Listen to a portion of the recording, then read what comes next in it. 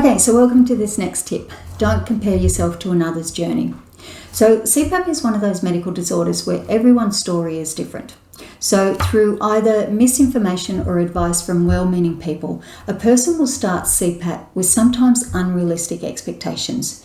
They are led to believe that after one night they're going to feel absolutely amazing, and although this can happen, it is not the majority. And I used to have patients come in and sit in front of me and just be so excited that they were going to actually be different the next day and they were going to feel so much better.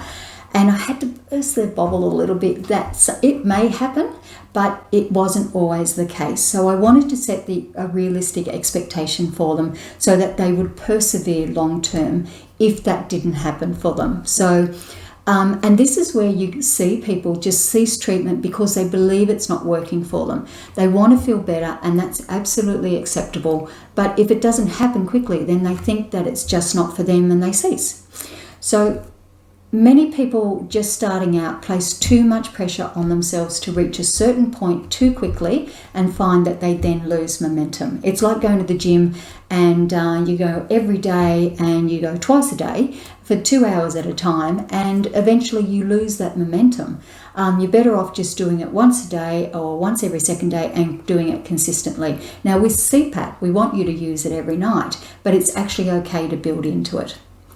So don't compare yourself to another person's experience, either positive or negative, whether it is through a friend or reading an online forum. And I can tell you I'm a member of some forums, and it is scary what people actually put up there and what they believe sleep apnea is and what they believe the CPAP machine is and what it does and why they've justified actually quitting. And they go on there and they run CPAP down, which is not fair to people coming into it, because you don't know their story. You don't know what their starting point was, and you don't know what their experience was. They may not have had the understanding. They may not have had the right support, and they may not have had the right attitude going into it. So don't let their story become your story. You write your own CPAP story. So I would totally disregard anyone that says that they failed until you've actually attempted to write your own story, and you might be pleasantly surprised and do really, really well right from the get-go, and that's fantastic.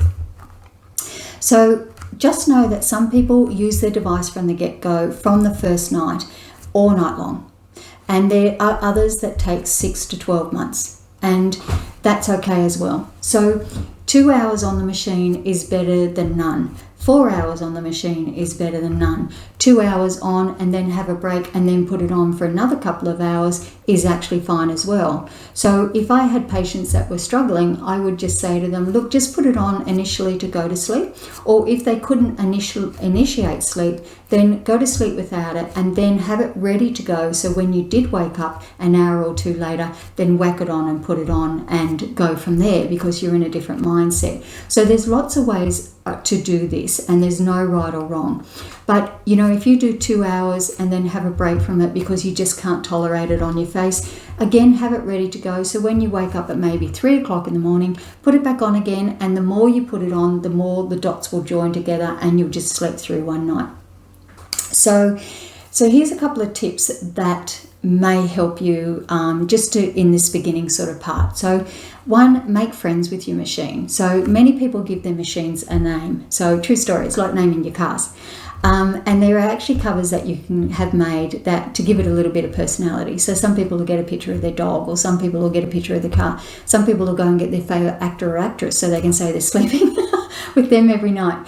So, and the second thing is ask your doctor for a copy of your results, and then make sure it has the graph paper, or the graph page. The graph page is the one with the blocks, and it's got your apneas on it and your oxygen levels and your heart rate and all that sort of thing.